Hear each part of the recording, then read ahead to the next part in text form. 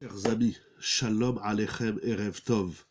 Quel plaisir de vous retrouver pour étudier la Torah.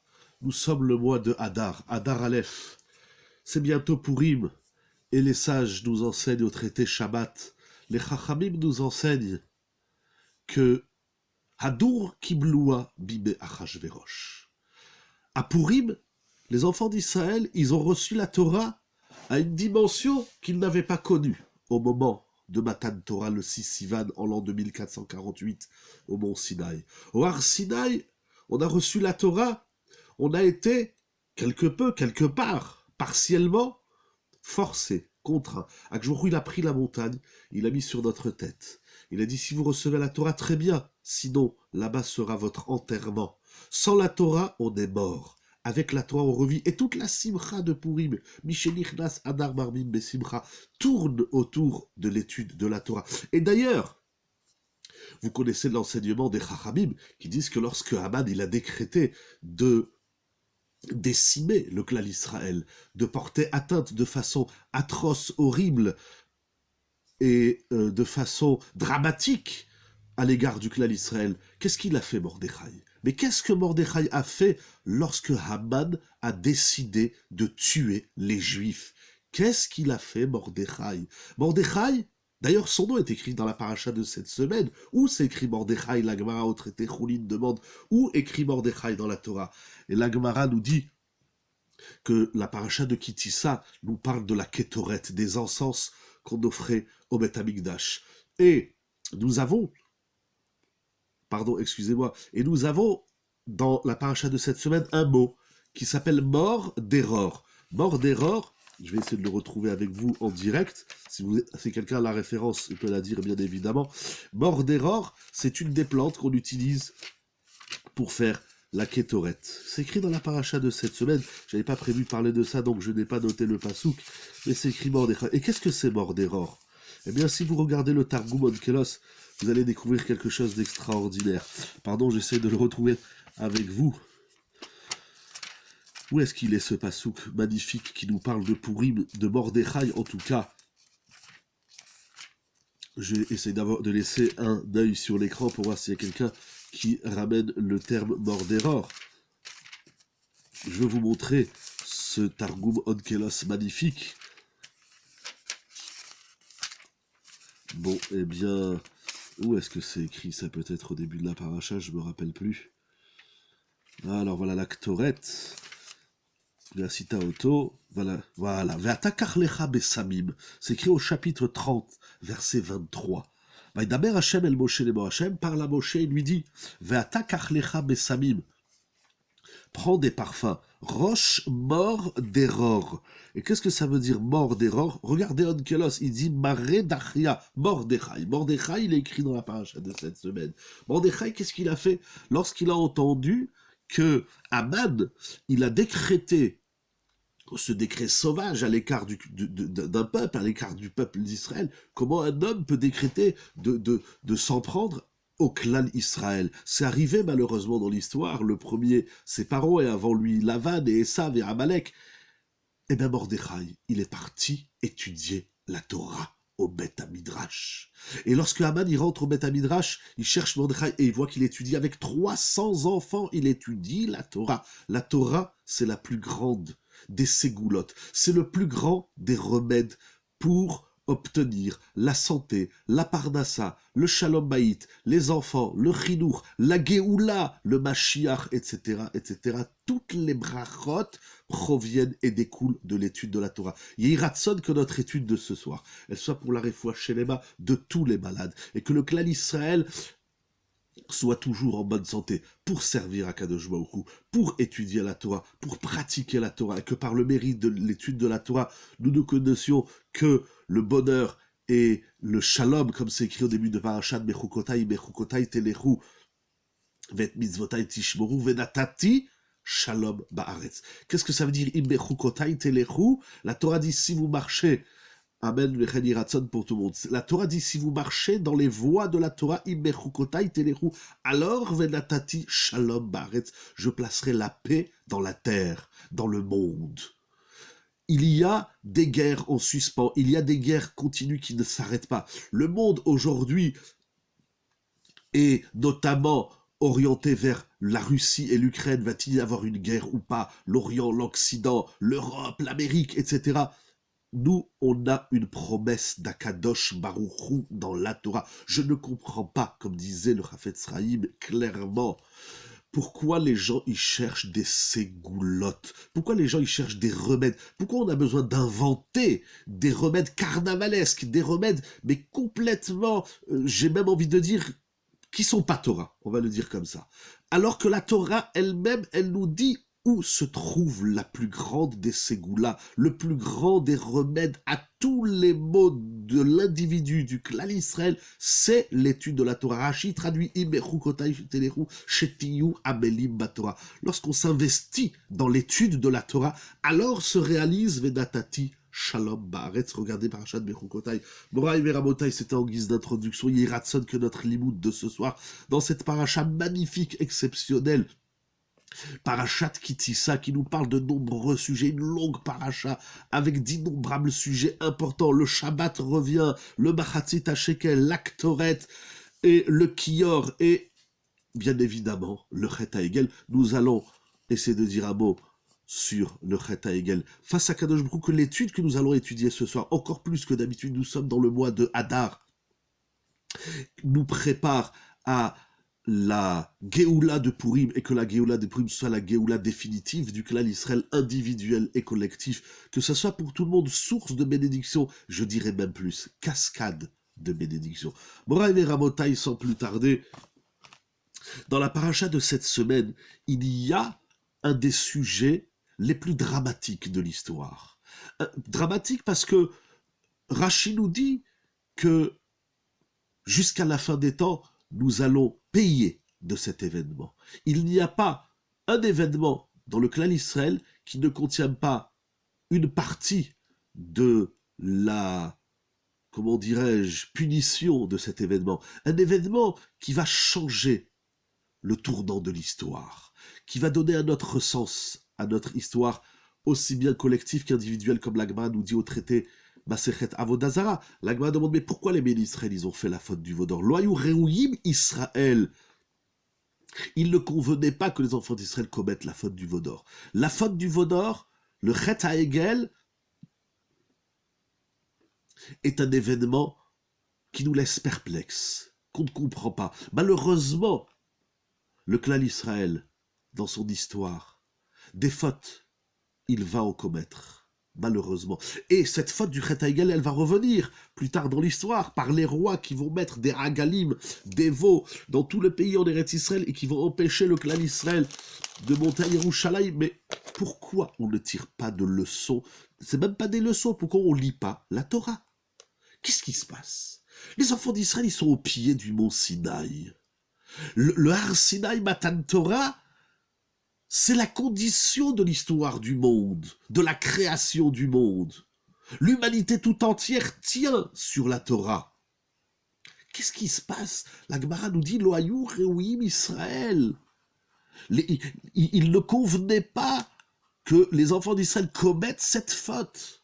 Comment on en est arrivé à cette faute improbable? À cette faute, Loayou Reouim, à cette faute, dans les mots de la Gemara, inconvenable. Il y a des fautes on peut comprendre, ou en tout cas on peut dire, bon, on comprend aucune faute, bien évidemment, mais ça surprend pas que, comme Moshe Rabbeinu lui-même dira à Kadosh Baruch Hu, tu as donné aux enfants d'Israël l'abondance, tu leur as donné trop d'or, vedi zahav. Mais Loayou Reouyim Israël les automassés. Cette faute, elle est inconvenable. Il y a des erreurs qu'on commet dans la vie qu'on peut non pas prétexter. Une faute, ça se prétexte jamais. On n'explique pas. Il n'y a pas de circonstances atténuantes. Tu as fait une faute, il faut la réparer. Il faut faire tchouva. Il faut revenir dans le droit chemin. Mais il y a des fautes entre guillemets acceptables. Mais il y a des fautes où ici, en tout cas, les Chachamim, ce n'est pas sur toutes les fautes du clan Israël que les sages s'expriment comme tels en disant Lo ayu reuyim Israël lo Thomasé. Vous vous rendez compte de la puissance de cette formulation exprimée par les sages du Talmud. Lo ayu reuyim, excusez-moi que je répète, mais cette phrase, elle est tellement puissante. Les enfants d'Israël étaient... cette faute ne leur convenait pas. Ils étaient inaptes à commettre cette faute. Alors la Gemara, elle va expliquer, elle va proposer une Gemara qui est très profonde, elle va donner une réponse. Comment au pied du mont Sinaï, avec tout ce qu'on a vécu les 49 jours avant, et avec ce qu'on a vécu en Égypte, avec tous les miracles, et tout ce qu'on a vu, la présence d'Hachem, Anochi, Hachem, Elokecha, Shirot, Setir, Israël, comment les bénis d'Israël, ils en sont arrivés à cette faute? C'est une question qui dérange, c'est une question qui perturbe tout celui qui lit la Torah. On a des questions sur Akadosh Baruch Hu. Pourquoi Dieu fait ainsi? Pourquoi Akadosh Baruch Hu il fait ça? Pourquoi il m'a envoyé ça? Pourquoi? Des questions sur Akadosh Baruch Hu, on en a plein. Moshe Rabbeinu, lui-même, à la fin de Parashat Shemot, il dit, mais pourquoi là-bas, Reota la basé? David Amelech, dans les Teilim, j'ai compté plus de 40 fois, je crois 49 fois, en tout cas plus des dizaines de fois, il dit Hachem là-bas. Pourquoi?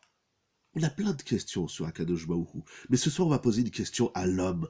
Pourquoi le clan Israël, il a fait cette faute?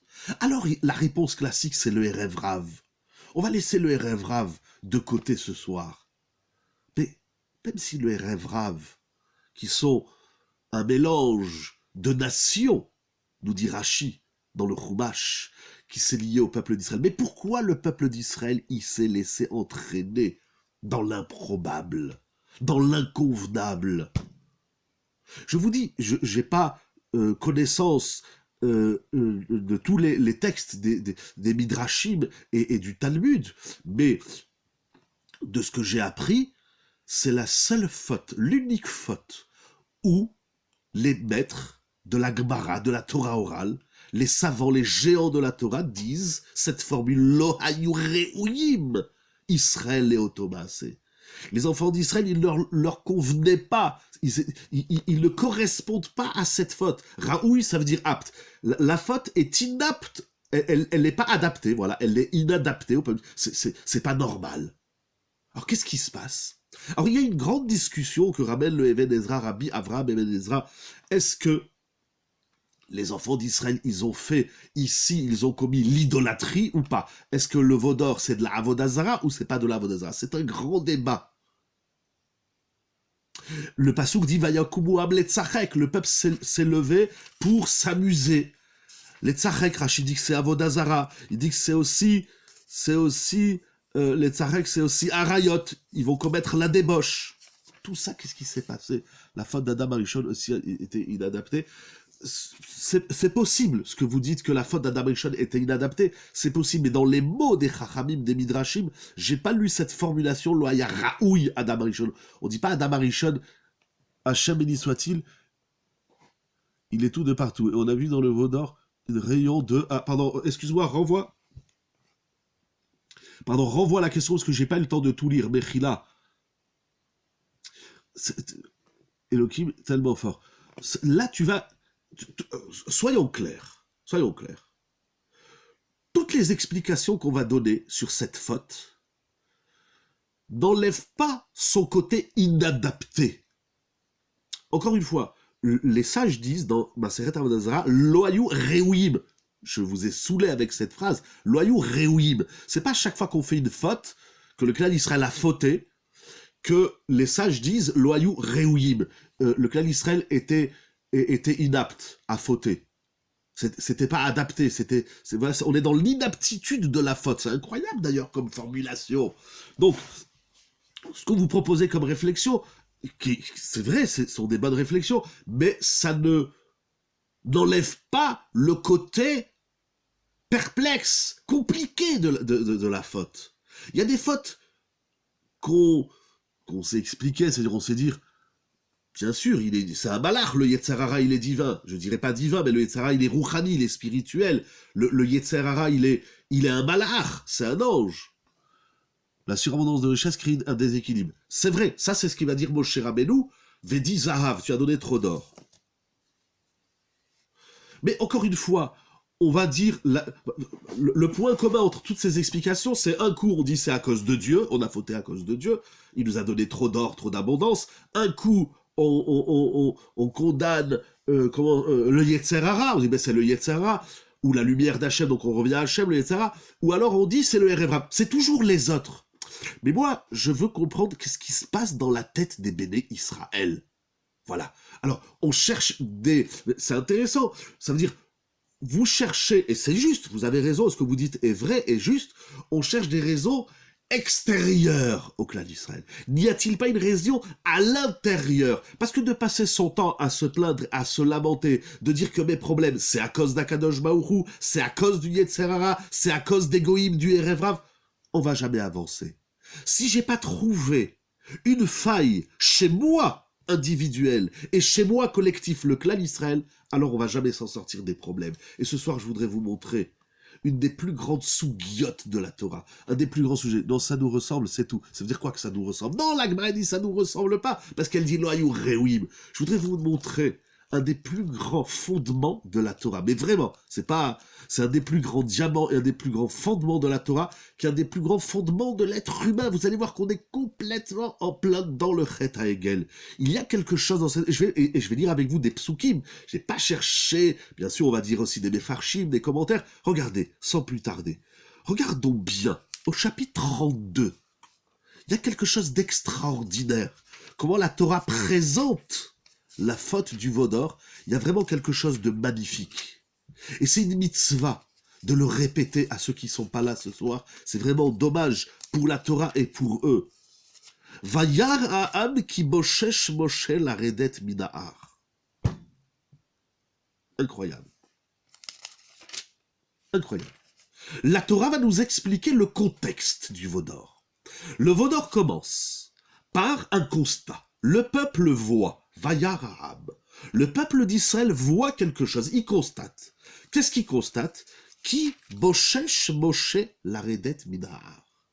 Moshe a tardé à descendre, Ichour, il dit Rashi, comme ça Rashi traduit. Moshe leur avait dit à quel moment il allait redescendre de la montagne, et Moshe Rabbeinu n'est pas à l'heure. J'ai envie de dire, de façon un peu humoristique, comme un bon juif, comme un bon mari ou une bonne épouse. Personne n'est jamais à l'heure. Les enfants d'Israël, ils paniquent. Vaïkaël Am à Aaron. Le peuple se retourne, comment on va dire, il se rassemble autour d'Aaron. On peut un petit peu comprendre, même si je n'ai jamais compris, qu'est-ce qui les dérange de ce retard de Moshe Rabbeinu. Tout d'un coup, ils sont fous amoureux de Moshe Rabbeinu. Ah, il nous a dit qu'il allait rentrer, il a 6 heures de retard. Vous vous rendez compte? Disons que c'est un problème. Voilà. Tu as donné un horaire, tu n'es pas là. Je ne sais pas aujourd'hui qui est-ce qui respecte les horaires. Mais bon.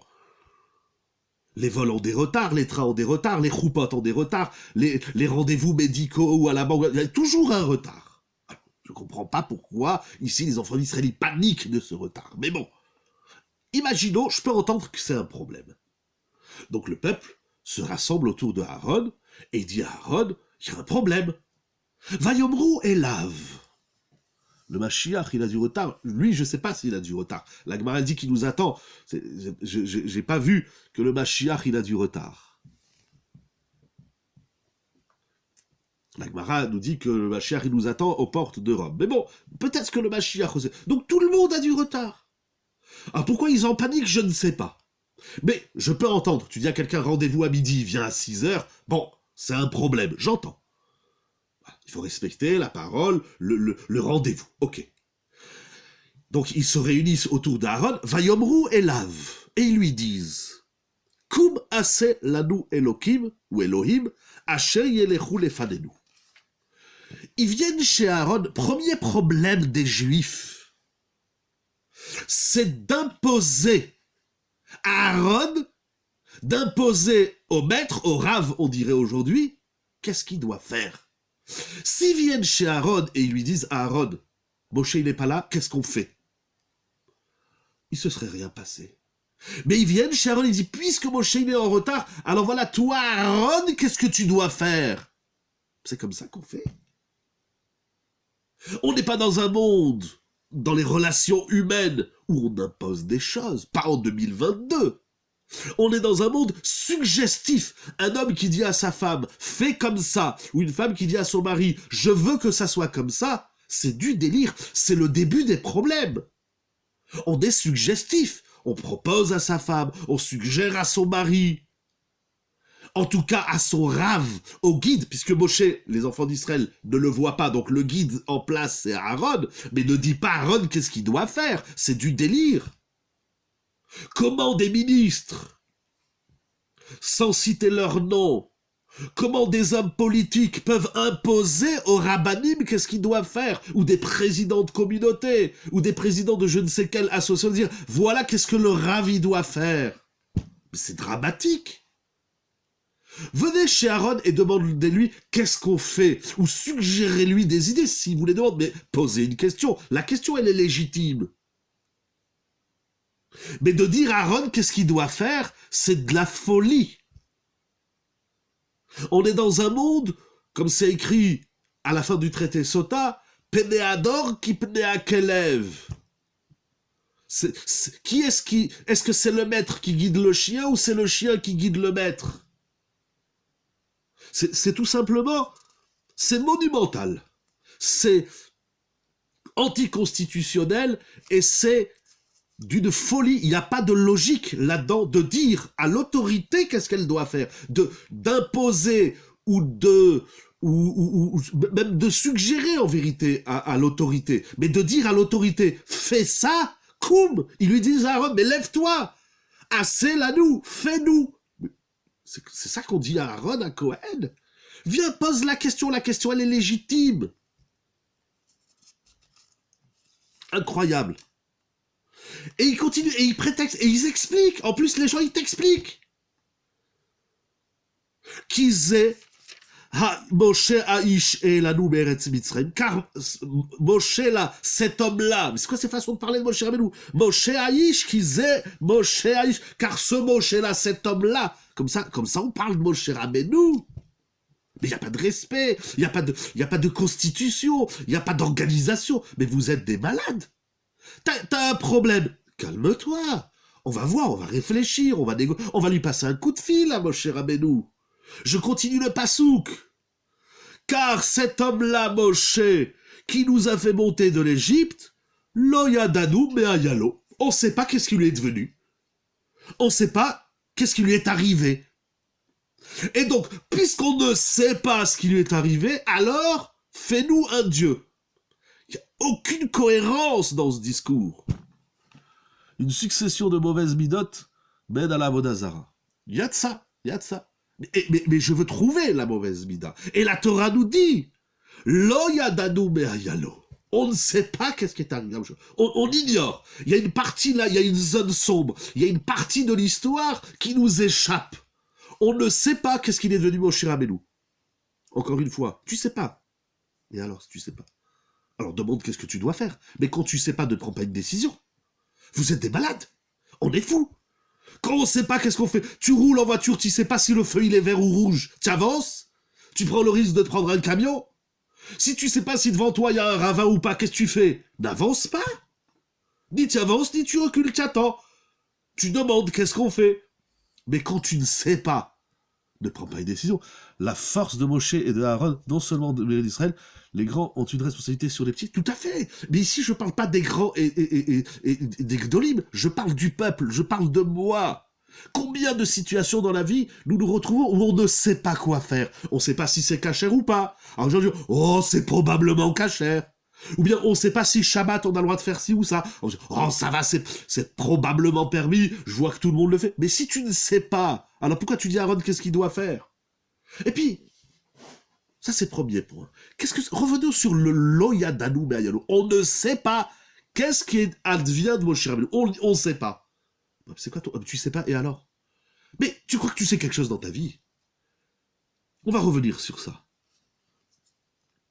Au chapitre 32, verset 23, vous allez voir quelque chose de magnifique, d'extraordinaire.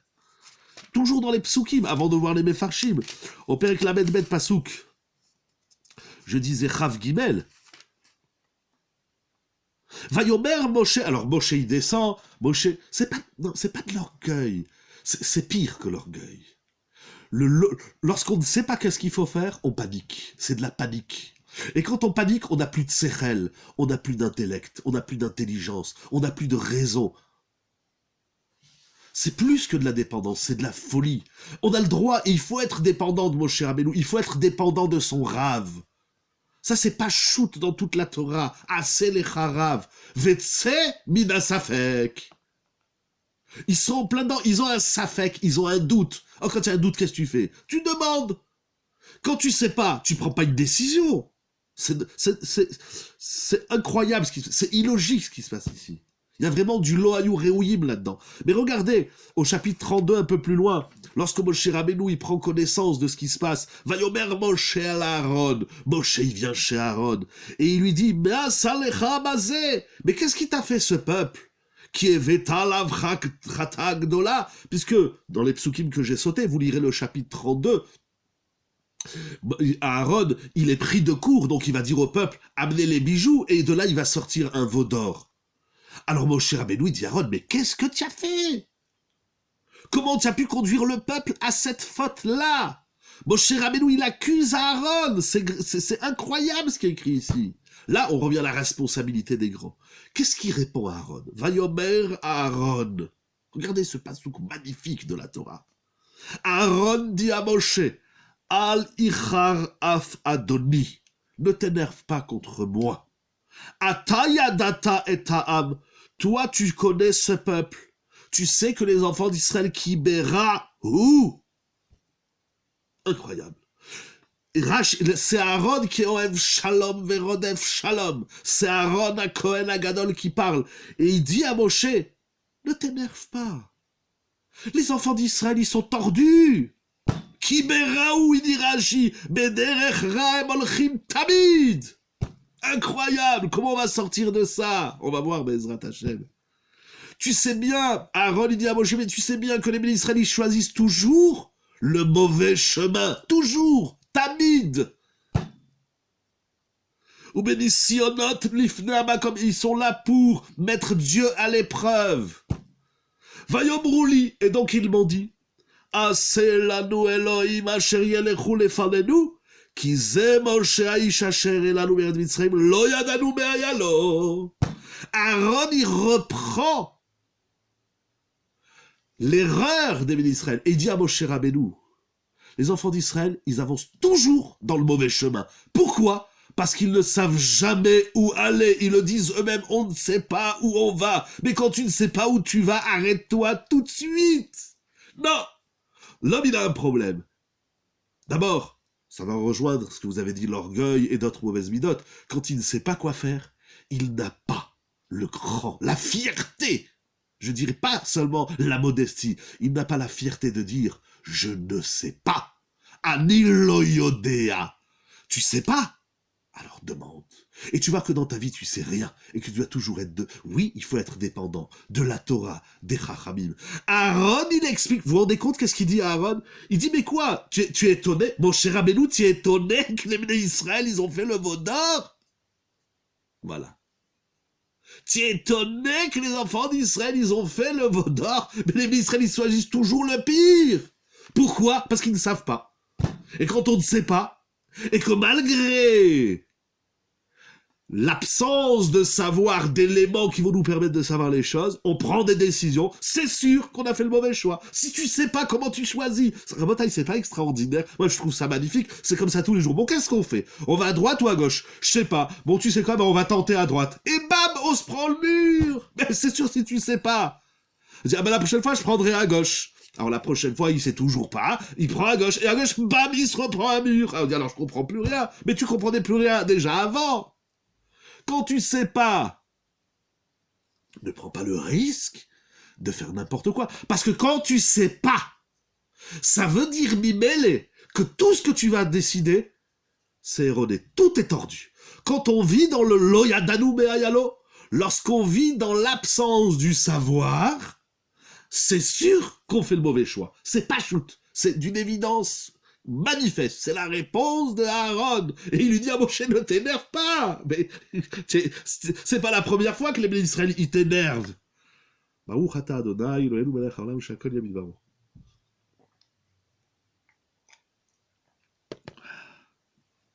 Jusqu'où ça va?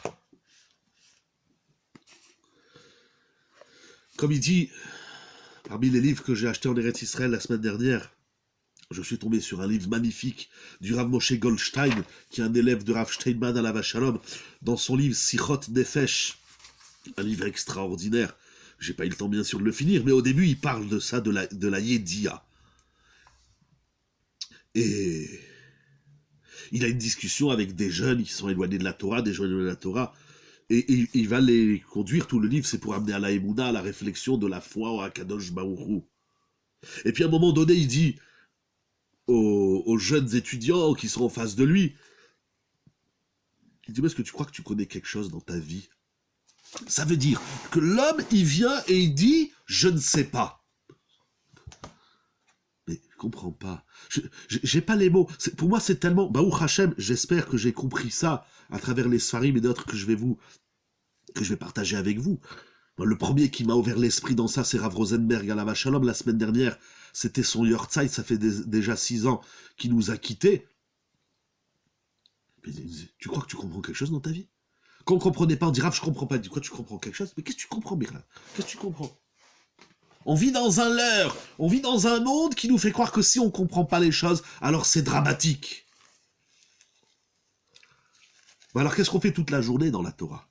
Qu'est-ce qu'on fait toute la journée dans l'étude? Nous allons voir.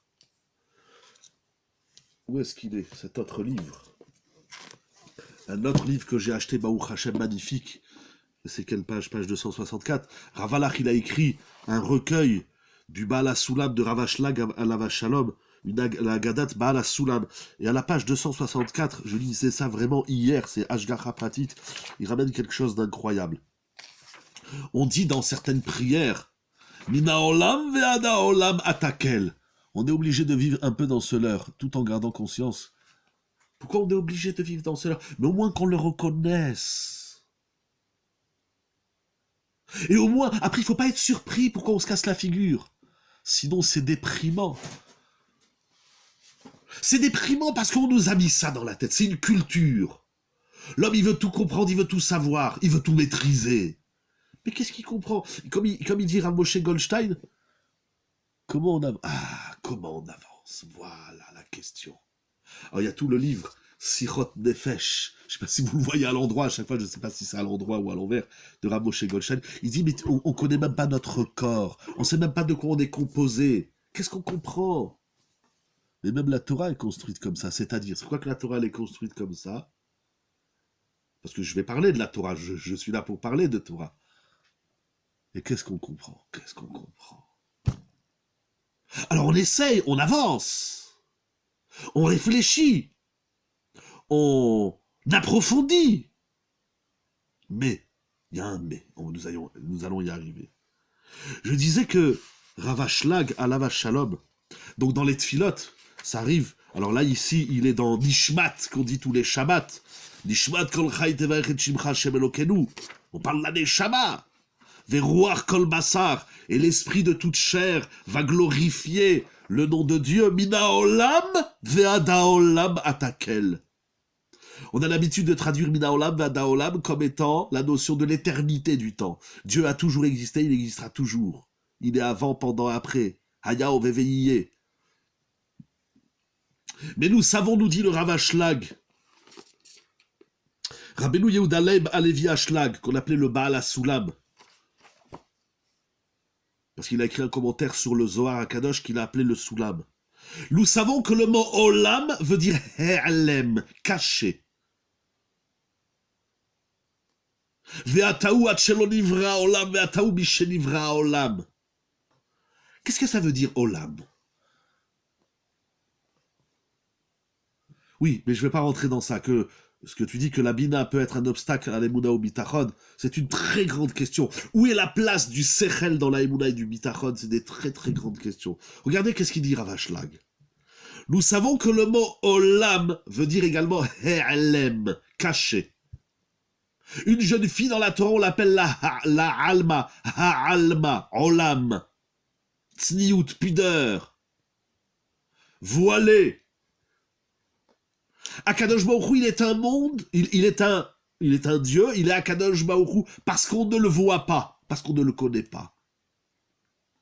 Et regardez, je vais vous le lire en hébreu, c'est magnifique, ceux qui comprennent, après je vais le traduire. Ataou lifnei ha'elem, ve'ataou mishenivra ha'elem. Akadosh Baruch Hu, il a créé un monde qui s'appelle Olam, c'est-à-dire un monde où tout est voilé. Quand tu ne comprends pas, alors tu appartiens à ce monde. Mais quand tu dis j'ai compris, à part que c'est un mensonge, c'est un leurre comme vous dites, que c'est un dealer, c'est n'importe quoi, mais tu n'appartiens plus au monde. On est dans le monde du Ha'lem. On est dans le monde du je ne comprends rien. Sheim adamatri leitiagea. Dit chakra. Oui, Alma des Chikra. On a parlé de ça il n'y a pas longtemps. Ataoulif ne Ha'lem. Akadosh Baruch Hu tué Akadosh Baruch Hu avant que le concept du voilé, du Ha'lem existe. Ve'ataou mishenivra ha'Ha'lem. Et après qu'Hachem il a créé le Ha'lem, il est aussi Hachem. Sheim adamatri leitiagea ba'avodat Hachem ve'nivra lo Ha'lem. Ça veut dire, si l'homme débute dans la avodat Hachem, et alors, il va découvrir d'innombrables questions. Des questions qui se posaient même pas avant. Les gens disent, moi, sur la Torah, j'ai pas de questions.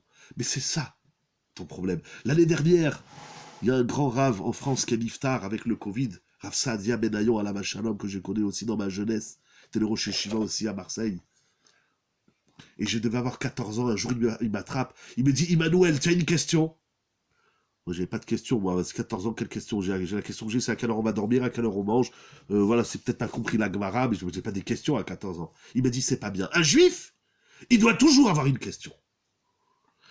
Il dit, le Baal HaSulam, lorsque tu avances dans la Torah, alors tu vas voir, Aïnou Sheroe Shelo Holech Lo Ve'akol Satum. Les gens, ils pensent que dans la Torah, ils vont trouver des réponses. C'est une erreur. Les gens, ils pensent que dans la Torah, ils auront plus de questions. C'est une erreur. Ça, c'est du mensonge. La différence entre la Torah, j'ai dit il n'y a pas longtemps la Yeshiva, exactement Adam, merci de le rappeler, Adam, valeur numérique 45, l'homme il vit dans l'interrogation, dans le ma. Voilà. J'ai dit il n'y a pas longtemps la Yeshiva, quelle est la différence entre le judaïsme, le toraïsme, j'aime pas le mot judaïsme, quelle est la différence entre le culte de la Torah et les autres cultes? C'est que dans les autres cultes, on va te dire, on va te donner des réponses à tes questions. Dans la Torah, on ne te donne pas de réponse. On va t'expliquer la question. D'ailleurs, chez la Tracham Chatsit Tshuva, comprendre la question, c'est déjà une partie du jeu. Le jour où on trouve des réponses, il faudra se poser des questions. Ah, je sais pas qui c'est qui a dit ça. Merci. La plus grande question, c'est comment tu as trouvé des réponses. C'est Nora Ve'ayom. Il faut être fou pour donner des réponses. On est dans un monde où il n'y a pas de réponse. On est dans un monde où il y a que des questions. Cette faute n'est qu'un épisode dans le monde de notre ignorance. C'est la faute du Chet HaEgel. C'est la faute de l'homme jusqu'à la fin des temps, tant qu'il ne fera pas de tchouva. C'est le pourquoi. C'est le comment. Mais tu te poses des questions. C'est bien. Mais n'en tire pas des conclusions. Je continue, Rav. Le Baal HaSulam, le Rav Ashlag. Lorsque l'homme il avance dans la Torah, je rencontre des fois des balais de chouadi, mais depuis que je suis rentré dans la Torah, j'ai des problèmes de couple, de parnassa, de famille, de société. Tu sais, il y a plein de réponses à ça. Une des réponses, c'est que tu as fait tchouva sans suivre le mode d'emploi du Rambam, de Rabbeinu Yonah, du Chovat Alvavot, etc., des Rishonim. Tu crois qu'on fait tchouva comme ça? Les gens, ils croient qu'ils font tchouva, ils vont trouver des réponses. C'est une erreur dramatique. Tous les cultes. Qu'est-ce qu'une tchouva avec la conscience qu'on ne sait rien? Nous allons voir tout de suite. Regardez qu'est-ce qu'il dit Rav Ashlag.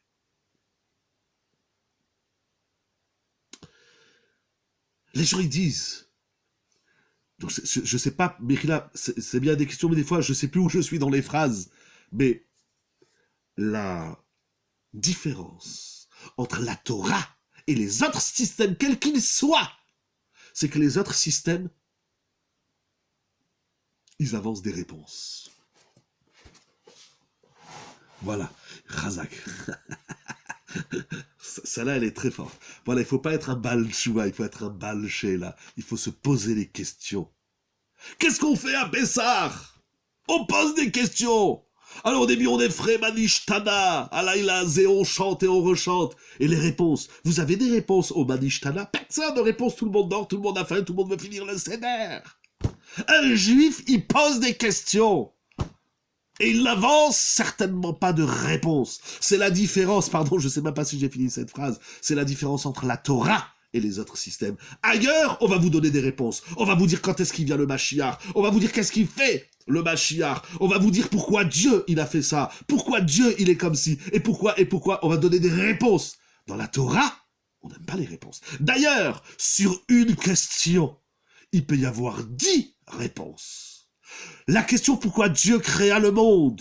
Vous allez voir le Rambam, le Moreh Nevuchim, Rav Sadia Gaon, le Ramchal, le Maharal. Il n'y en a pas un qui donne la même. Ils ont tous la même question. Où est Dieu? Et il n'y a pas la même réponse. C'est incroyable, c'est inouï. Il continue. Le Baal HaSulam. Il dit lorsque l'homme, il avance dans la Torah. Et il voit que ça ne marche pas comme il veut. Même plus Ve'akol Satoum. Tout est fermé, tout est obstrué. Alors, voilà qu'est-ce qu'il doit savoir. Premièrement, Tsarich la Da'at she'akol mimarom. Il faut l'Aïmouna. Il faut savoir que tout vient d'en haut. C'est facile de le dire, ça se dit en 2 secondes. Mais la réponse, elle se trouve mimarom, dans les méromim, dans les hauteurs. C'est pas ici que tu vas trouver des réponses. On n'est pas dans le monde de la réponse. On n'est pas dans le monde du dévoilement. On est dans le monde du Ha'lem. Mais il continue. Et il dit une phrase. Vous avez demandé comment on avance. Vous avez dit c'est déprimant. Regardez qu'est-ce qu'il dit le Baal HaSulam. Ou Bediuk l'Afer. Et c'est précisément tout à fait le contraire. Hargasha shiurachok titenlo kirva. C'est ça la réponse. Et c'est ça toute la différence. Ce sentiment que tu as d'être loin et de ne rien comprendre et d'être loin d'Akadosh Baruch Hu, c'est une preuve qu'au contraire, tu es proche de Dieu. Celui qui se sent loin et il dit je m'en vais, il n'a rien compris. Celui qui se sent loin et dit je vais approfondir, je sais que ça vient d'Hachem. Regardez un couple, Chas Shalom, qui se dispute, qui se parle pas pendant 1 heure ou un jour, ce qui est très grave. Mais en vérité, tous ces sentiments, moi quand les couples ils me disent, on se dispute, on s'entend pas, je dis mais et ça nous fait mal, je dis mais c'est une preuve que vous vous aimez. Parce que si j'ai pas mal, et si ça me fait rien, alors je suis froid et insensible. Un jour ma femme elle m'a dit, je ne te comprends pas. Je lui ai dit, Baruch Hashem, ton erreur, c'est que tu pensais que tu allais me comprendre. Et plus on va avancer ensemble dans la vie, plus tu verras que tu ne me comprends pas. Mais il nous dit le Baal HaSulam, le sentiment que l'homme ressent d'être loin d'Hachem, c'est cela même. C'est-à-dire, si tu prends ce sentiment au sérieux, tu dis, mais Hachem, je suis loin de toi. Eh bien, cette question-là, c'est elle qui te rapproche d'Akadosh Baruch Hu. Moraï et Rabotai, pour avancer un peu dans l'idée. Ah, je lisais un autre sefer. Il y a une formule qui est rapportée par d'innombrables Mefarshim, je pense même par tous les Mefarshim de la Torah. On avance comme le saumon dans le sens contraire du courant. Tu peux dire comme ça. Pardon, excusez-moi, j'ai dit tu, j'ai pas bien vu le nom, donc vous pouvez dire comme ça. On avance. Sahaban, il va dire les Juifs, ils avancent à l'envers. Effectivement, il y a de ça. Mais ça veut dire quand on se pose une question, il faut se dire 2 choses. Si la question me dérange, premièrement, c'est qu'il y a quelque chose ici qui m'échappe. Et il ne faut pas avoir peur de ce qui nous échappe. Si on a peur, si on panique, alors oui, c'est de l'orgueil, comme vous avez dit tout à l'heure. Alors oui, ça veut dire qu'on renie Dieu. On pense qu'on est le maître du monde. Alors il dit Ravachla, quand tu as un problème, rappelle-toi que t'es pas le maître du monde. Rappelle-toi qu'il y a quelque chose au-dessus de ta tête. Et Akadosh Baruch Hu, il veut qu'on se pose des questions. Et quand l'homme il dit, moi j'ai des réponses, j'ai plus de questions, alors Akadosh Baruch Hu, il va se charger de lui amener une autre question. Et l'étude n'est que ça. Et combien, pour les talmudistes du jeudi soir, vous savez, vous vous rappelez dans la Gemara, d'abord le mot Ba'aya, qu'on traduit question, problème, qui veut dire aussi nécessité. Il y a une nécessité de réflexion. Sur chaque question de la Gemara, il y a des dizaines de réponses. Déjà entre les Amoraïm, entre les Rishonim, Rashi, Tosfot, Rambam, Rif, Roche, Meiri, Ridba, Rajba, Ran, Nemouké Yosef, etc. Le paradoxe, c'est qu'il faut tout maîtriser, la parole, les pensées, les actes. Je n'ai pas très bien compris où vous voulez en venir. Peut-être que vous voulez dire, il faut tout maîtriser dans l'interrogation. J'ai même envie de dire dans l'interrogativité. L'interrogation, c'est pas une fatalité. L'interrogation, c'est pas un état, voilà. Ah ben, je suis en interrogation. Il faut créer. Et c'est ça qui est très fort le soir du Seder. On n'est pas là pour apporter des réponses. Parce que chez Noyodé Ali Shol, même celui qui n'a pas de questions, on va tout faire pour qu'il pose des questions. Et combien, disais-je, dans le Talmud, il y a des questions qui restent sans réponse. Tekou. On appelle ces questions tekou. Tekou, c'est qu'il n'y a pas de réponse. Comment on fait? Question, c'est un problème. Eh ben, on fait pas. On va réfléchir, on va étudier. Et si on trouve pas de réponse, eh ben, on va continuer d'étudier. Lorsque l'homme trouve des réponses, alors je reprends la phrase que vous avez dit tout à l'heure, au nom de je ne sais qui, certainement un grand chacham, quand on a des réponses, il faut se poser des questions. Et quand on a des réponses, il faut prier qu'on trouve une nouvelle question. Celui qui a une réponse, il est mort. Avançons dans l'idée. Il ne faut pas paniquer. Je sais pas. A dit le Yodéa. Un jour, quelqu'un m'a posé une question. J'étais dans le temps, comme on dit aujourd'hui, jeune rave. Je venais de débuter, je venais d'arriver à Nice. Et j'ai une dame qui m'a téléphoné pour une question importante à laquelle je n'avais pas de réponse. Je lui ai dit, j'ai pas de réponse. Elle m'a dit, mais si vous n'avez pas de réponse, alors pourquoi vous êtes rave? Je lui ai dit, madame, vous savez pas c'est quoi un rave? C'est ça un rave. Qui c'est qui a dit que le rave il doit avoir des réponses à tout? Alors à quoi ça? J'ai même envie de dire le rave, il est là pour apprendre à l'élève à poser une question. Et je vais un peu plus loin ce soir. Le rave, il est là pour apprendre à l'élève comment vivre sereinement dans son interrogation. T'as une question? Avance. Ne t'arrête pas. Ne bloque pas sur ta question. Tu as une question. Les gens, ils lisent la Gemara, ils lisent le roi. J'ai une question. Il y en a, ils sont restés 70 ans en arrière. Pourquoi Dieu, il a fait la Shoah? C'est une question très puissante. Mais avance, on est 70 ans après. Tu n'as pas resté bloqué sur cette question toute ta vie. Je ne parle pas de ceux qui ont vécu l'événement. Je ne parle pas de ceux qui étaient là-bas, mais je parle de la nouvelle génération, la génération post-Shoah, etc. T'as une question. Elle est immense. Il y a des livres entiers qui parlent de cette question. Le Gaon Rav Avigdor Miller, Zichrono Livracha, il a écrit un livre magnifique. Il a vécu lui-même la Shoah. Il a écrit un livre. Pourquoi la Shoah? Tu veux des réponses? Cherche-les.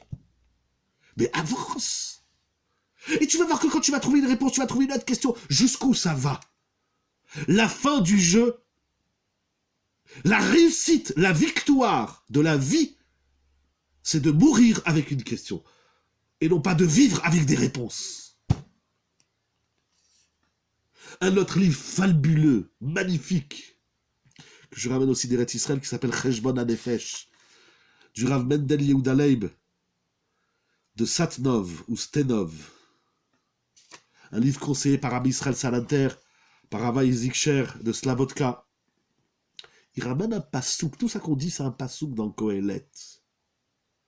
C'est écrit dans Kohelet au chapitre 8, verset 17. Perek Chet passouk Yudzaïn. Vegam im yomar hachacham ladat, c'est les mots de Kohelet. Vegam im yomar hachacham ladat. Même si le chacham, il prétend qu'il veut savoir quelque chose, ladat, lo yuchal limtso. Ça, pour moi, c'est la plus belle phrase de Shlomo HaMelech dans Kohelet, celle qui me fait vibrer le plus. Shlomo HaMelech, il est le chacham de tous les chachamim. Et il dit, toi, t'es chacham, et tu prétends que tu as trouvé quelque chose, eh bien on te dira, lo yuchal limtso, tu ne peux pas trouver. Pourquoi? Il dit le cheshbon hanefesh. Voilà. C'est la question qui dit qu'il n'y a plus de fin aux dates. Rabbi Shimon se dit resté dans sa question d'éthique, mais il est revenu dans... Voilà, vous avez dit la question et la réponse. Shimon Amsoni, il a eu des questions. Et il s'est rétracté. Peut-être qu'il ne fallait pas se rétracter. C'est une grande marloquette. Très grande. Bien que là-bas il dit, et Kamel sera à la prisha. Enfin, il dit, j'arrête. Je sais pas, j'arrête. Ok, tu sais pas, tu arrêtes. Barami Akiva. Il a attendu Barami Akiva. Il faut regarder bien ce chazal avec chaque mot. C'est exactement ça le discours. Il dit le Rav Cheshbon Hanefesh. Qu'est-ce que ça veut dire que lorsque le Chacham il dit je veux savoir, on lui dit tu ne pourras pas trouver. Il ramène une phrase qui est ramenée dans tous les Rishonim, dans tous les livres de la Torah. Vetachlit sheneda ou sheloneda. La finalité de la connaissance, c'est de se dire, c'est de comprendre qu'on ne sait rien. Plus on sait, plus on s'aperçoit qu'on ne sait rien.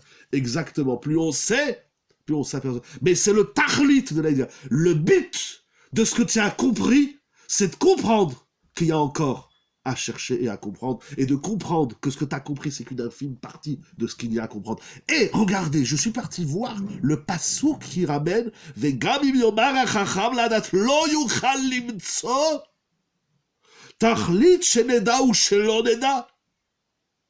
La finalité de ce que tu as compris n'est pas ce que tu as compris. La finalité de ce que tu as compris, c'est si tu as compris que malgré tout ce que tu as compris, il y a encore des choses à comprendre. Je suis parti voir ce passouk dans Kohelet. Le temps avance, il reste pas beaucoup de temps, donc j'ai pas le temps de vous faire toute la démonstration. Mais je suis parti voir le passouk là-bas, dans Kohelet, Perekret, passouk Yudzaïd. Et vous allez voir, il y a un Rashi là-bas dans Kohelet qui dit quelque chose de magnifique. Et on va retomber sur la paracha. Il dit Vegam im yomar hachacham shiu yodea. Si le chacham, il dit je sais, alors Rashi il explique lo yuchal, c'est pas vrai. C'est un menteur. Le chacham qui te dit j'ai une réponse à ta question, c'est un chakran. C'est improbable, c'est lo yuchal, c'est pas possible de savoir. Et Rashi, il va ramener une preuve. Quelle est la preuve que le chacham, il peut pas tout savoir? Rashi dit, si vous regardez bien, c'est un pasouk dans la paracha de cette semaine, au chapitre 33, Perek Lamed Gimel, pasouk Yud Gimel, c'est incroyable, je vous dis, c'est des bijoux, c'est des pierres précieuses, des diamants de la Torah. Ve'ata, Moshe Rabbeinu, il parle à Kadosh Baruch Hu et il lui dit, Imna matzati chen benecha, si j'ai trouvé grâce à tes yeux, Odienina et deachecha, Odienina, fais-moi savoir ce que je ne sais pas. Et Akadosh Baruch Hu, il va lui répondre ce qu'il va lui répondre. De ce pasouk, la Rashi dit dans Kohelet, si le Chacham il te dit Sheu Yodea, le Chacham il te dit je sais, Lo Yuchal, c'est pas vrai, c'est un menteur. Sheare, car Moshe Rabbeinu alav shalom, Lo Amad ala davar, Moshe Rabbeinu, il n'a pas tout su et connu. Beomro, et il dit à Hachem, Odienina et derachecha. Rav et Rabotai, pour terminer, je voudrais finir avec une histoire que j'ai trouvée extraordinaire, racontée dans le livre Les Ha'amin du Rav Yoel Dahan. Regardez l'histoire qu'il raconte, qui va illustrer tout ça. Elle est vraiment magnifique. Voilà l'histoire. Qu'est-ce qui distingue le sceau du Chacham? Oh, quelle question! C'est ça. Le sceau, il dit, j'ai une réponse. Le Chacham, il dit, j'ai une question. Le Chacham, dans la Gada aussi, dit, Ma'edot ve'achukim. Le Chacham, il vient pas avec des réponses.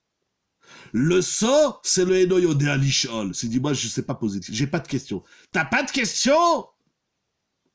Oh, t'es pas un Chacham. La différence entre le Chacham et le Tipesh, c'est pas qui c'est qui va ramener des réponses. C'est qui est-ce qui va poser la question et la bonne question, etc., etc. Rabotai, comme il reste quelques minutes, écoutez bien cette histoire magnifique que raconte Rav Yoel Dayan. Il y avait aux États-Unis, je vais appeler cette histoire la saucisse royale de Las Vegas. Voilà, c'est le titre du chiour de ce soir. La saucisse, oui la saucisse, la merguez, une saucisse, c'est pas une saucisse. La saucisse royale de Las Vegas. Il y avait aux États-Unis 2 hommes qu'on va appeler Reuven et Shimon. C'était des goïms, ils s'appelaient Diamond et l'autre il s'appelait Austin dans l'histoire. On les appelait Reuven et Shimon. Reuven et Shimon, à Las Vegas, ils avaient des affaires, etc. Et malheureusement, chacun de leur côté, ils se connaissaient même pas. Et malheureusement, ils vont faire faillite. Et ils vont vivre dans la rue comme des SDF. Ils vont vivre de mendicité, etc., etc. Et voilà que Reuven, tous les jours, il n'est pas content de son sort, c'est normal, il vit dans la rue. Il shoot dans les journaux qui traînent, et bon. Et voilà qu'un jour, ces 2 hommes, Reuven et Shimon, qui ont fait faillite, ils vont se retrouver, et ensemble, ils vont acheter de la bière, ils vont boire du vin, et puis ils vont passer leur journée comme ça. Mais voilà que Reuven, toute la journée, il se plaint. Et il dit à Shimon, j'ai l'impression que de jour en jour, mon état se dégrade, etc., etc. L'histoire raconte que Shimon, il dit à Reuven, au bout de quelques temps, il voit que Reuven, il râle tout le temps, il n'est jamais content. Quand il met sa casquette par terre pour amasser quelques pièces, il dit, voilà, qu'est-ce que Dieu il m'a envoyé, $1, $2, mais on va pas aller loin comme ça. Et un jour, Shimon lui fait, écoute, tu m'as saoulé. Notre vie, elle est déjà assez difficile. On s'est retrouvés, on est devenus amis. On n'a pas grand-chose à faire et à partager. Mais s'il te plaît, arrête de râler. Il fait, ouais, mais qu'est-ce que tu veux que je fasse? La vie, ça va pas. Ma femme, elle m'a abandonné. Mes gosses, ils m'ont jeté dans la rue. J'ai plus rien. Il fait, écoute, arrête de râler. Commence à prier. Lève les yeux vers Akadosh Baruch Hu. Et Akadosh Baruch Hu, il va t'aider. Peut-être il va passer par là un milliardaire, il va nous lancer une mallette pleine de fric. Alors l'autre, il lui dit, tiens de l'humour. Tiens de l'humour. Il lui fait quoi? Tu sais pas, ils avaient leur caddie, leur carton, malheureusement, en face d'un des plus beaux hôtels, je sais pas si j'arriverai à dire, l'hôtel Belgio, apparemment à Las Vegas, tel que l'histoire raconte. Et il dit, tu n'as pas entendu, ce soir, il y a un grand gala, des grands milliardaires. Et tu vas voir, il y a un milliardaire, il va passer par là, il va nous donner une liasse de billets. Et là, tu lui fais, arrête de rêver, arrête de rêver. Bon, mais Kitsour, en simple, ils sont là tous les deux, ils discutent. Et... Bon. Je vais un peu plus dans l'histoire. En simple. Pour vivre. Donc ils avaient leur casquette au sol, leur carton, j'ai faim, aidez-nous, bon. Et il y a celui qui râle toute la journée, il y a celui qui ramasse un peu, et puis il partage les quelques dollars qu'ils ont ramassés, très bien. Donc puisqu'ils sont en face de ce bel hôtel, ils arrivent de temps en temps à se tenir un petit peu droit, et avec les quelques dollars qu'ils ont ramassés dans la semaine, il arrive à se faufiler dans l'hôtel, il y a là-bas un hammam, et pour rentrer dedans, il faut payer $20, et tu peux rester 1 heure. Alors lui, il a ramassé l'argent, et puis il a ses $20. Il va pour... L'autre, il dit, tu rêves complètement, qu'est-ce que tu vas faire là-bas? Il rentre, puis au moment où il va pour payer, il voit que le milliardaire qui vient de sortir, il a oublié de fermer la porte. Bon, c'est pas très cachère, il rentre quand même, il se prend un bon bain, il sort. Ah, il dit, je t'ai marché, ça fait longtemps que je me suis pas lavé, merci à Kadosh qu'il y a de l'eau et de l'eau chaude, etc. Et puis il regarde son billet de $20, il dit, mais si Hachem, il a fait que j'ai économisé $20, j'ai pu prendre une douche sans payer. Et il a réfléchi, qu'est-ce que je vais faire avec ces $20? Il dit, peut-être que la bracha, elle va venir d'ici. Incroyable. Il revient voir son copain, il fait, alors combien tu as ramassé dans la casquette? Il fait, aujourd'hui rien, 0, je te dis, c'est de pire en pire, ma vie, c'est une catastrophe. Hein, on connaît ces discours, voilà, et c'est des problèmes les uns derrière les autres, ça n'en finit plus, on voit plus le bout du tunnel, etc., etc. Alors, Shimon qui sort de l'hôtel, il lui dit à son copain, arrête de râler, tu m'as fatigué. Dis merci à Kadosh Baruch Hu. Oui, c'est une vraie histoire qui est racontée là dans le livre Les Ha'amid de Rav Yoel Dan. Il lui fait, arrête de râler, tu m'as cassé les pieds. J'ai gagné 20 $, on va faire la fête. Il dit, qu'est-ce que tu fais? Tu crois avec 20 $, mais nous on était des milliardaires, on roulait en limousine, etc., etc. Il fait, écoute bien, écoutez bien l'histoire. L'autre qui a gagné 20 $, il n'a pas voulu lui répondre, il dit, tu me casses les pieds. Il fait, écoute, toi, tu sais quoi? Continue à rester ici, à te poser toutes les questions que tu veux sur Akadosh Baruch Hu. Et il dit, moi, je viendrai avec des réponses. Oh, alors là, il dit, ça fait des réponses. Oui, je vais t'expliquer comment vivre et comment on va réussir. Toi, tu as des questions sur Hachem, alors passe ton temps à lui poser des questions. Mais je vais revenir et je vais t'apporter les réponses à toutes les questions. Mais il a dit, je te supporte plus de t'entendre râler Yomam Valaïla. La femme, ça va pas, les enfants, ça va pas. Quand on rencontre quelqu'un, il fait comment ça va? Il fait, ah, si tu savais. Non, je veux pas savoir. Toujours quelque chose de négatif à sortir de la bouche. Il fait, je te supporte plus. Après des mois qu'ils ont passé ensemble, lui, il a gagné ses 20 $, il voulait pas que l'autre, il lui gâche sa cibra. Il lui fait, écoute, reste ici, continue à regarder les milliardaires, je reviendrai dans quelques temps et je t'apporterai, reste ici à te poser toutes les questions sur Akadosh Baruch Hu, moi je t'apporterai des réponses avec mes 20 $. Il dit, allez, ils se sont disputés, ils se sont séparés. L'autre, il est parti, Shimon, avec ses 20 $. Il a dit, Akadosh Baruch Hu, merci, tu m'as envoyé 20 $. Lève les yeux vers le ciel, comme il a dit Ravashla, comme c'est écrit dans David Ameler. Je lève les yeux, c'est où ma robe Enechem? Akadosh Baruch Hu, j'ai gagné 20 $. Pour lui, c'était inespéré. Jamais il a fait 20 $ dans la journée. Qu'est-ce qu'il fait? Il rentre dans une boutique et il dit, qu'est-ce que je vais pouvoir acheter avec 20 $? Et il voit qu'il y a une promotion. Je dis l'histoire écourtée parce que le temps avance. Et il voit qu'il y a une promotion, il y a un gris, pour faire griller. Il est en promotion, il est à 10 $. Ah, il dit, je vais m'acheter un gris. Et il achète un gris pour faire des grillades. Il dit, bon, maintenant, il me reste 10 $. T'as acheté le gris, mais il faut acheter ce que tu mets dessus.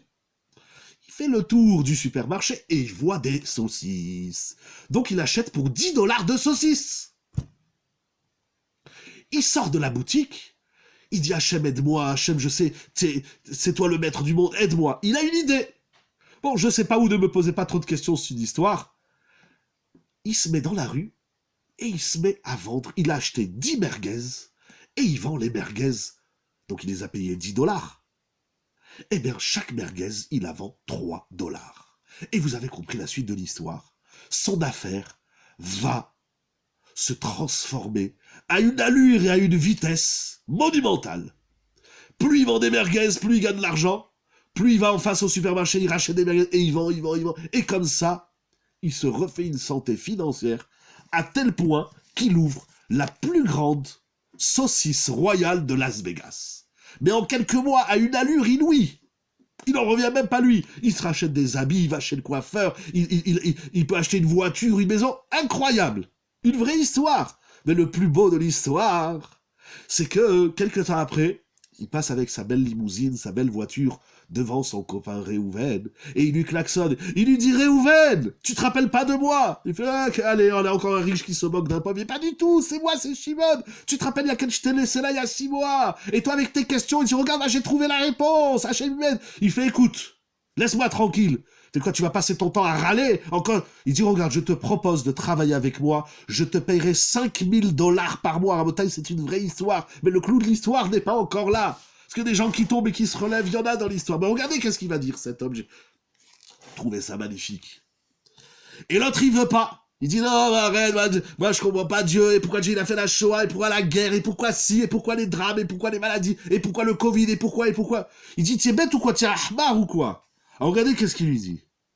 Il lui dit, moi je me pose une autre question. C'est pourquoi Kadosh Baruch Hu m'a donné un ami qui est fou, que quand il avait 20 $, au lieu de s'acheter des merguez, il s'est pas acheté un sandwich, on l'aurait partagé à deux. Fait, c'est complètement marboule. Et il se quitte comme ça. Lorsqu'il réussit dans sa plus grande saucisserie de Las Vegas, il est interrogé par les journalistes. Et ils vont lui demander quel est le secret de sa réussite. Et il leur dit, le secret de ma réussite, c'est 2 points. Premièrement, Akadosh Baruch Hu, il a fait dans ma vie une période où j'ai grandement souffert. J'étais pauvre, je vivais dans la rue, j'avais pas de quoi manger, j'avais pas de matelas, j'avais pas d'oreiller, et quand il faisait froid, je crevais de froid, et quand il faisait chaud, je crevais de chaud. Mais maintenant que ça va mieux, j'ai compris pourquoi Hachem il a fait que je passe par un moment difficile. C'est pour mieux apprécier le bonheur que j'ai aujourd'hui. Ça, c'est la première leçon. Il dit, et la deuxième leçon, il dit, je vais vous dire, je remercie Akadosh Baruch Hu, qui m'a donné un ami débile, qui s'appelle Reuven, qui passe son temps à poser des questions à Akadosh Baruch Hu. Ça veut dire si tu passes ton temps à dire pourquoi et pourquoi et pourquoi et pourquoi et pourquoi, tu n'avanceras jamais. L'art de la réussite, c'est de se poser des questions et d'être Ma'amin Bakadosh Baruch Hu. C'est vrai, c'est pas facile. C'est très difficile. La Emouna, c'est pas une chose facile. Mais la Emouna, elle nous permet de vivre en harmonie malgré toutes les questions qu'on a. Et si on vit en harmonie avec les questions qu'on a, avec les questions qu'on se pose, quoi, il n'a pas sauvé son frère malgré tout, j'espère qu'il n'a pas laissé dans la vie. Il n'a pas voulu, cet idiot. Il a dit, moi, je vais rester là, je veux continuer à me lamenter. Il y a des gens, toute leur vie, se lamentent. Il y a des gens, ils vivent dans le culte de la lamentation. Il y a un mur, Kodesh, Kodashim, en Eretz Israël, que les gens appellent le mur des lamentations. Pour moi, c'est une insulte. Je sais pas, j'ai pas trouvé dans Chazal où le Kotel Amaharavi, on l'appelle le mur de l'Occident. Mais le mur des lamentations, c'est dramatique. C'est une insulte. On va pas au Kotel pour se lamenter. Mais c'est grâce à l'idiot qui dit... Et c'est ça qu'il dit. Il dit, je remercie Akadosh Baruch Hu qui m'a présenté un idiot dans ma vie, qui m'a tellement saoulé avec ces questions que j'ai compris que si tu veux avancer dans la vie, il faut te poser des questions. Mais il faut aussi lever les yeux vers Hachem et dire Akadosh Baruch Hu, merci pour les $20 que j'ai gagnés. Au lieu de regarder les dollars que tu n'as pas gagnés, regarde les dollars que tu as gagnés. Rabotai, j'ai une autre histoire, mais le temps avance, le temps est temps, on la garde pour une autre fois, mais Ezrat Hachem, face à Akadosh Baruch Hu, qu'avec les questions, pas malgré les questions, on avance. C'est que grâce aux questions, comme il a dit Ravashlag, je terminerai et je relis cette phrase qui est magnifique, qui m'a sauvé. Bediuk l'a fait. Argacha sheurachok. Dans la faute, ils étaient tous sots. Voilà. Et leur faute, c'était de se dire on ne sait pas. Ça, c'est pas une faute de dire je sais pas, mais de tirer des conclusions, de prendre des décisions, de se donner des réponses sur des questions, c'est un des plus grands dangers de l'histoire, de l'homme et du clan d'Israël. Tu sais pas où il est, Moshe Rabbeinu. La question, elle est légitime. La question, elle est forte.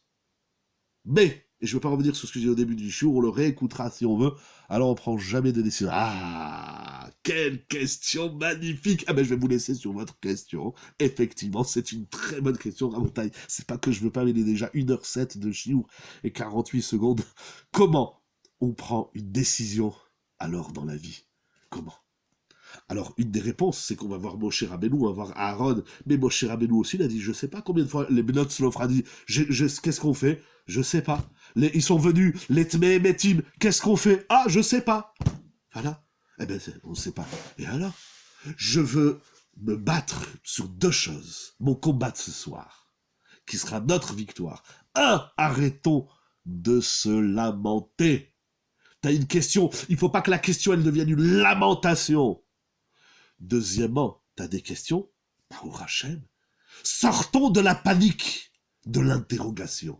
C'est ça, bon, t'as une question. Bon, vous savez, moi j'ai appris chez Rav Rosenberg à la Shalom, chaque fois qu'on lui posait des questions, il nous disait Yeshlecha She'ela Tova, Tabshir. En français, ça donne, tiens, une très bonne question. Avance! Ne t'arrête pas sur ta question. Et si un jour tu trouves une réponse, ah mais il y a une autre question. Prie pour qu'il y ait une autre question. Qui? On avance. On pose une question, on donne une réponse, on repose une question, on redonne une réponse, et ainsi de suite, comme ça, Nabesrim Kakadosh Baruch. Ça, c'est le Hémet. Parce que c'est ça le monde. On est dans le monde du Helem. Celui qui pense qu'il va dévoiler quelque chose dans ce monde, il se ment. C'est un chakran. Lo yuchal, il dit Rachid dans Kohelet. Le Chacham qui dit je vais trouver, on lui dit c'est pas vrai. Tu ne trouveras pas. Car même Moshe Rabbeinu, il a dit à Kadosh Baruch dans la paracha de Kikissa. Moshe Rabbeinu, c'est l'antithèse des Bnei Israël. Les Bnei Israël, ils ont dit on sait pas. Donc, voilà qu'est-ce qu'on fait. C'est complètement ahurissant. Comment on prend une décision? Vous avez une question gigantesque. Mais je sais comment on ne prend pas une décision. Shabbat Shalom ou Mevorach, dans la bracha, dans la simcha, dans la lumière, dans la yara. Moi, je suis pas du tout chacham, chazve shalom. J'aimerais bien, mais j'essaye de pas être un tipèche, j'essaye, enfin je crois que j'essaye, mais bon on n'est pas là pour parler de moi, on est là pour parler de vous. Shabbat Shalom ou Mevorach, on est là pour parler d'Akadosh Baruch Hu, la gloire d'Akadosh Baruch Hu. Mon cher Rabbeinu dit je sais pas, donc je demande à Akadosh Baruch Hu, donc la Emouna, donc la Tfila, etc. Shabbat Shalom dans la joie, la santé, la force, la Emouna, les bonnes nouvelles, et des questions, des cascades de questions, de questionnements, d'interrogations, mais que l'interrogation ne nous conduise pas à la lamentation et que la question ne nous conduise pas à la panique. Shabbat Shalom, dans la joie, la santé, le bonheur, le limoud à Torah, le émet du limoud, c'est ça, le émet de la Torah, et le tout dans le sourire, accompagné et arrosé de cascades de bénédictions. Pour la gloire d'Akadosh Baruch Hu, merci beaucoup à toute l'équipe de Yeshiva Zou, merci beaucoup à vous tous et à vous toutes. 1000 milliards de brachot. Ad Belidaï. Ladou, Ulchon Israël, que des bonnes nouvelles. Les Chaim Tovim Shalom Besot, Shabbat Shalom ou Mevorach.